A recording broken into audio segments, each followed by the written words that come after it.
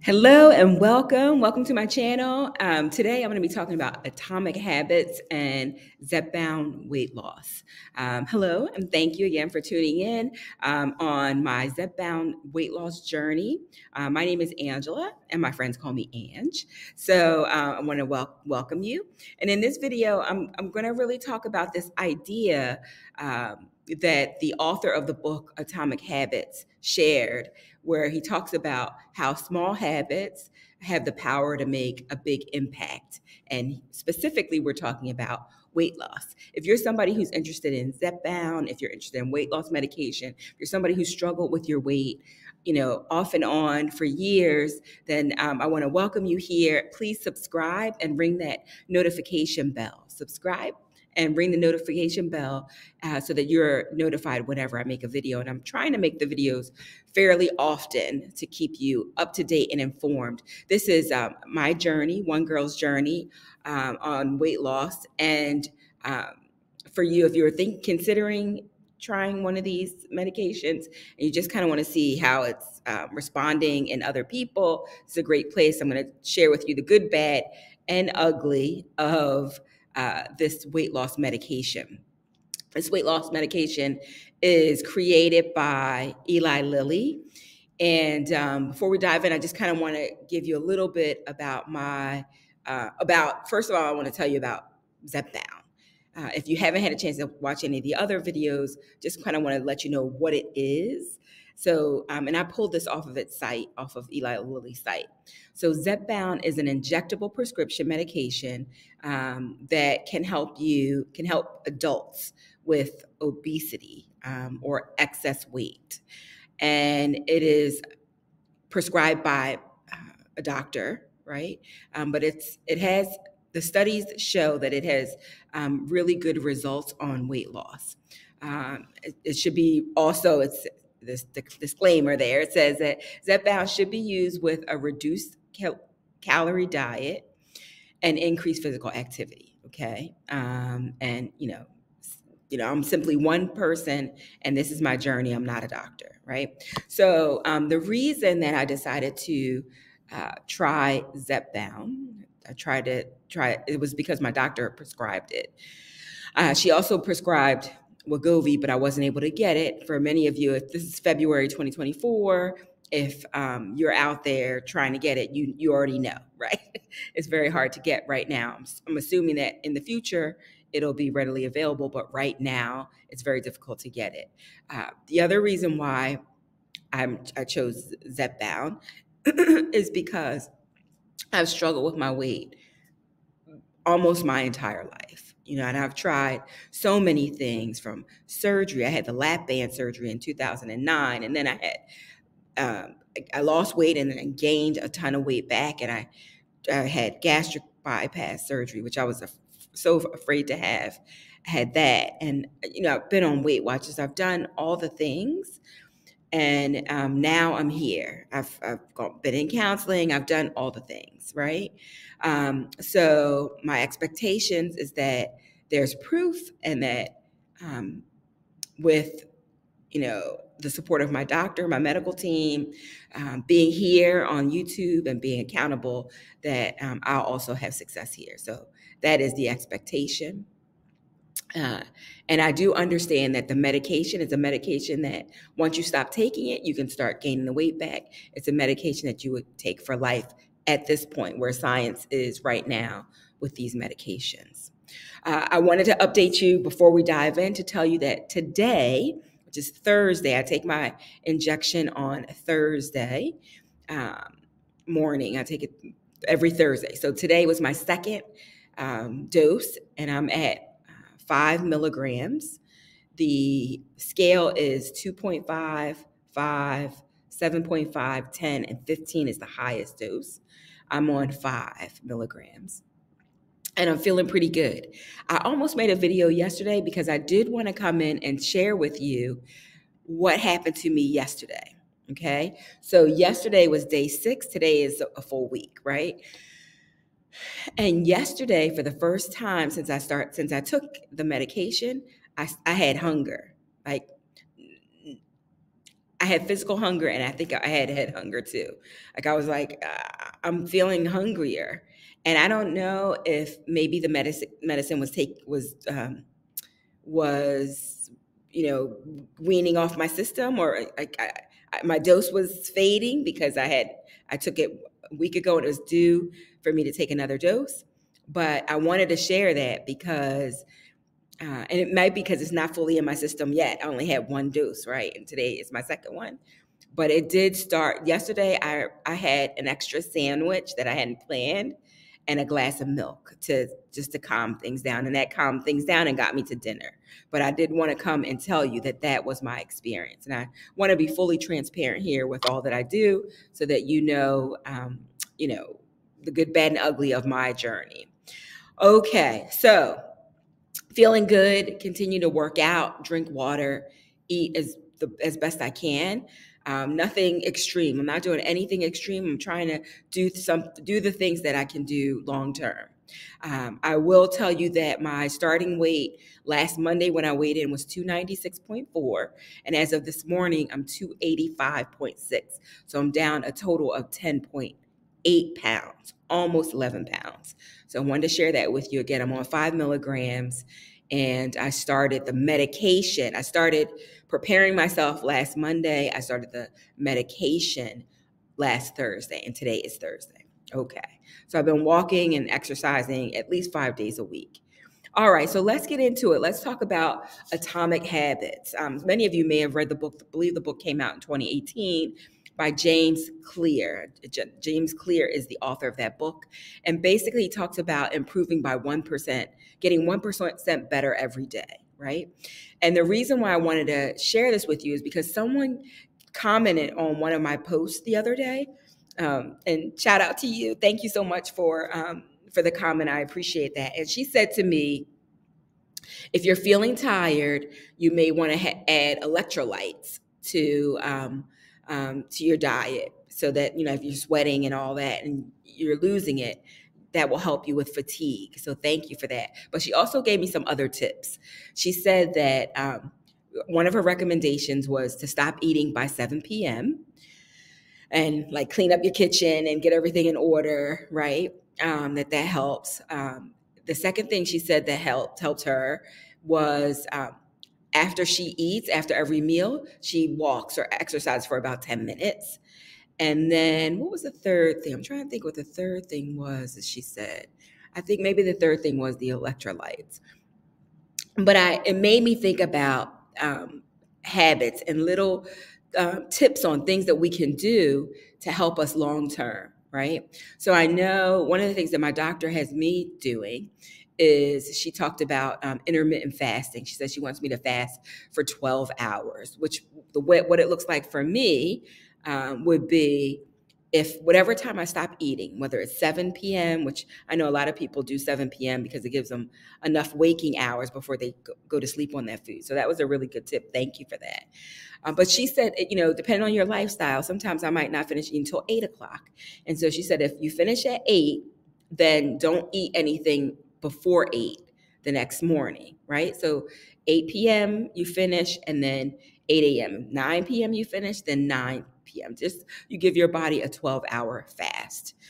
So that was one tip that my doctor told me to do. The other thing is, of course, drinking the water, right? Drinking the water is something else that can help. So we know a lot of these things, but what I really like about Atomic Habits is his approach, right? And in his book, he shares these insights with us about how small changes can have a great impact on our everyday life, right? So what I found really interesting about what he was sharing was he talked about, instead of setting a goal, right? Or we all are setting goals, right? But instead of really focusing on the goal, he said, focus on the process or the system. Put your energy and effort and attention on the system, which would be the things that you do, the little micro things that you're doing every day to reach the goal. So for example, I think he talks about, a sports team wanting to make it to the championship. And instead of focusing on the championship, focusing on the things that will get you to the championship, right? So focusing on practicing, eating well. He talked about the British cycling team and all the little things that they did, right? Like the way they slept, right? The mattresses that they slept on, like little tiny changes that could give them a better night's sleep, right?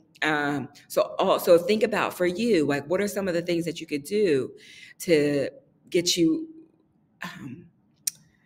that could move the needle long term, right? Little things that you can do. What I like about the little things is that it's not hard, right? It's not hard. Like if you say, all right, Ange, if you want to get to their weight goal, you got to run a 5K, right? I'm just going to throw in the towel, right? It's not happening, right? But if I did the couch potato to 5K and every day I did a little bit, every day a little bit stronger, right? Then it's more doable, right? Or if I have a system in place, like right now, and I get up in the morning, I have my meditation and prayer, and then I put my sweats on and go to the gym, right? But in order to do that, I want to have my sneakers ready, right? Sneakers, gym shoes, whichever you call them, ready so that I actually follow through and do it, right? If I can have some kind of system around what it is that I want to achieve.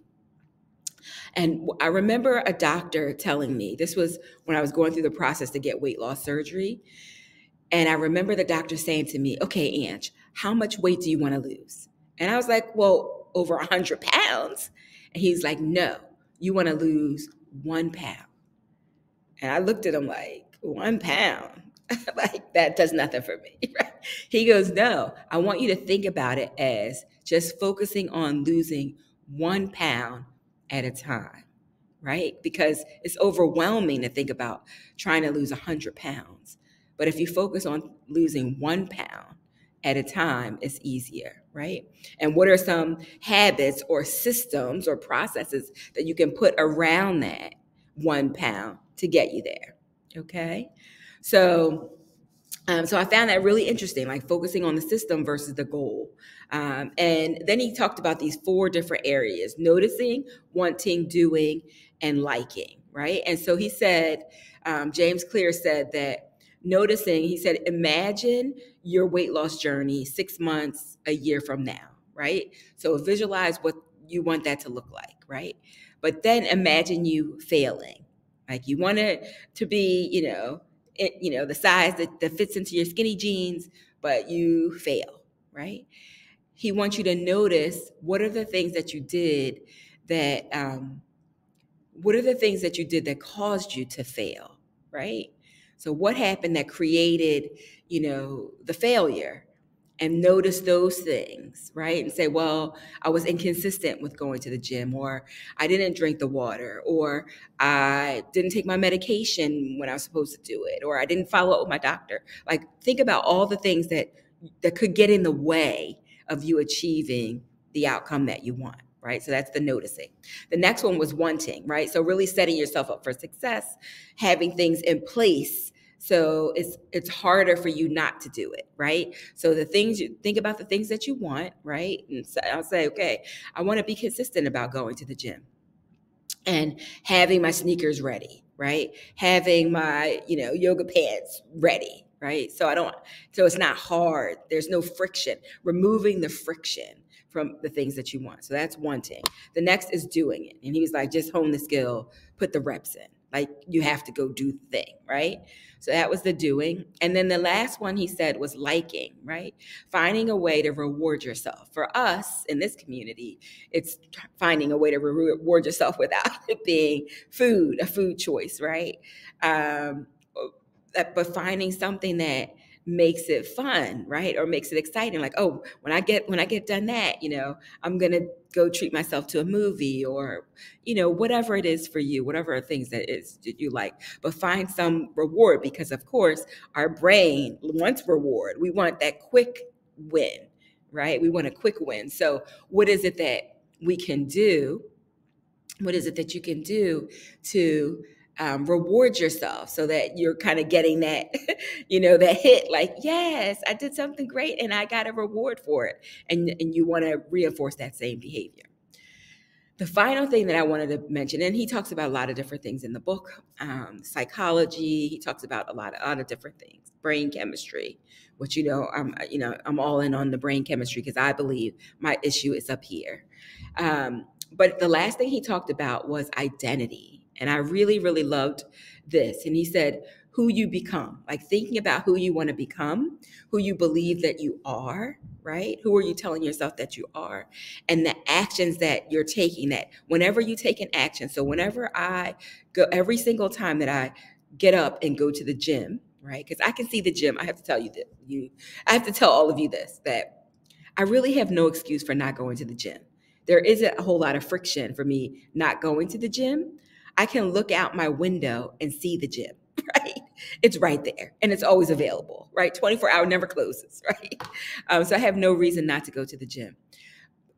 So what James Clear is saying is that remove the friction, but take the actions, right? Every time we take an action, every time I go to the gym, I'm making a vote for the person that I want to become, right? So that eventually I'm saying to myself, I'm somebody who works out every day. Like I'm fit. I'm somebody who's physically fit.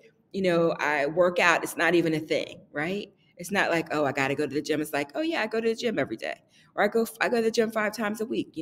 Exercise is a part of my life, right? I'm the person who does that thing, right? I have a friend who lost over 60 pounds and she did it by envisioning who she was, right? She would look at herself in the mirror and her as she was heavier, her current state, and she would say, this is not who I am anymore. This is who I was. This is the physical evidence of who I used to be, of the choices that I used to make for myself. But I'm not that girl anymore. I'm somebody who exercises and eats well. And over time, like initially, you're like, no, you're not. That's who you are. I can see you, right? But over time, she was able to she just kept telling herself who she was. And she became that, right? And it didn't take her long, right? She assumed the identity of the person who was fit. She was jumping rope and doing all kinds of things, climbing rock walls, all the things. She's amazing. But she became that person, right? So James Clear says that if you can change your habits, you can change your life. And that identity is one of the strongest things that you can do, right? And for those of you who are coaches, you know that identity is at the top of the pyramid and that it's a cascading effect. That if you can change the way somebody sees themselves, right? Who they are, how they see themselves, that you can change, that is the most long-term, that's the long-term change. That's the more permanent change is once we see ourselves differently. At the bottom of the rung is we change our environment, right? We remove the foods that are not so great for us from our fridge. That's never worked for me because I just get in my car and go get what I want, right? But then it's, behavior. You talk to somebody and they say, okay, Ange, let's change the behavior. And we can change our behavior and that helps. But if we don't change higher up on the rung, our identity, then it's harder to stick. So I just wanted to share that with you. If you found this interesting, if you've enjoyed it, please hit subscribe. I love for you to be on this journey with me and ring the bell because depending on what's going on, if I have any side effects or I change the dose or, I want to be able to communicate that to you and you can hear it. You'll be one of the first to hear it. Again, thank you for joining me on this. And if you have comments, I've been so enjoying the comments because in this platform, we always can't, I try to have it as much of a two-way conversation, but it's not as much here on YouTube right now.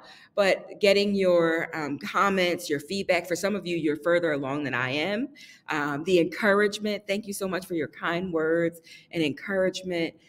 I created this channel because I wanted to be held accountable And I thought it'd be the best way to come out to you, for those of you who may be a few, steps behind me and trying to make a decision on what's right for you, or you may be 10 steps ahead of me, right? So thank you so much for your comments, your questions. If you have more questions, if there's something specific you want me to address, talk about on this channel, I'll be happy to do it. So again, thank you so much for tuning in.